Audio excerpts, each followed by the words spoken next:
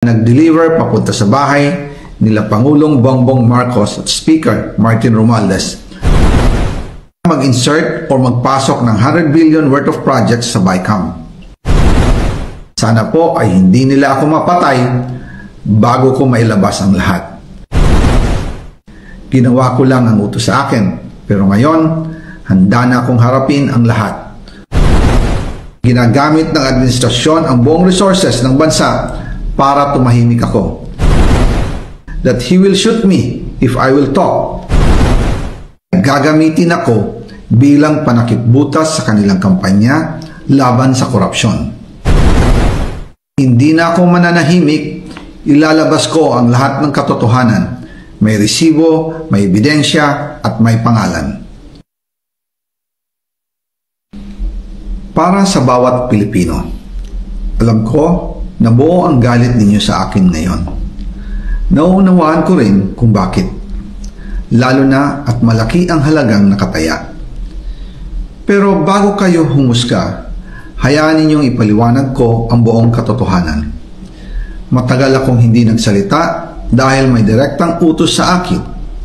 Huwag nang bumalik ng Pilipinas at manahimik na lamang. Umalis ako noong July 19, 2025 para sa aking medical check-up. Nakaplanong bumalik pagkatapos ng SONA ni Pangulo. Pero habang papauwi na ako, tinawagan ako ni dating Speaker Martin Romualdez at sinabihan, "Stay out of the country. You will be well taken care of as instructed by the President." Noon naniniwala pa ako sa kanila, kaya't hindi ako bumalik. Tumikom ang aking bibig, sumunod ako, pero ang hindi ko alam, ang ibig pala nilang sabihin sa aalagaan ka namin ay gagamitin ako bilang panakipbutas sa kanilang kampanya laban sa korupsyon. Ginawa nila akong poster boy ng kanilang sariling kasinungalingan. Ngayon, hindi na ako mananahimik, ilalabas ko ang lahat ng katotohanan. May resibo, may ebidensya, at may pangalan. Nagsimula ito nung tumawag si Sekmina Pangandaman sa akin nung nag-umpisa ang BICAM process last year, 2024. Ang sabi niya, katatapos lang ng meeting nila ni Pangulo at may instructions na mag-insert o magpasok ng 100 billion worth of projects sa BICAM. At sinabi pa ni Sekmina, "You can confirm with Yusek Adrian Bersamin dahil magkasama sila sa meeting ni Pangulong BBM noong araw na yon." Tinawagan ko po agad si Yusek Adrian Bersamin at tinanong ko kung may instruction nga ba ang Pangulo na magpasok ng 100 billion during their meeting. Ang sabi niya ay totoo nga po.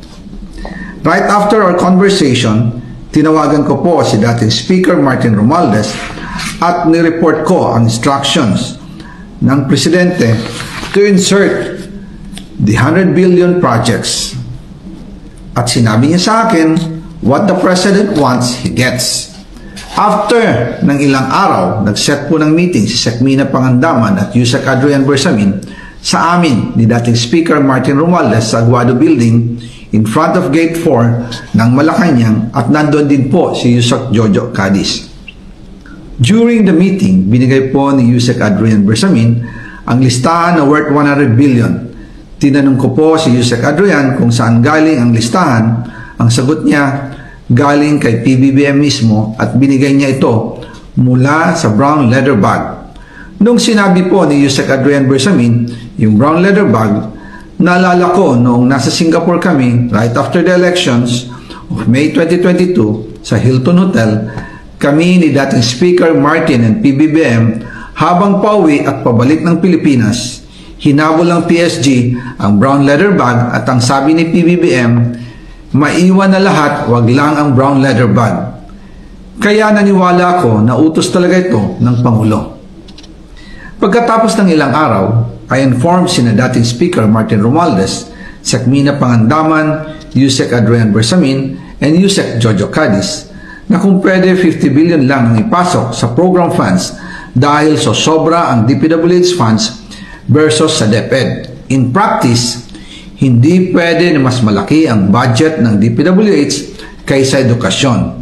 And yung balance na 50 billion, ilagay na lang sa unprogrammed funds for the 2025 budget dahil Office of the President din ang nagre-release ng lahat ng unprogrammed funds. Pagkatapos ng isang araw, tinawagan ako ni Sec Mina at sinabi ang mensahe ng Pangulo. Ipasok ninyo yan dahil pinangako na sa akin ni Speaker Martinian at hindi na pwedeng baguhin. Kumbaga, ang utos ng hari hindi pwedeng mabali. Again, I informed the Speaker and asked clearance about the instructions ng Pangulo. At ang sabi niya, wala tayong magagawa.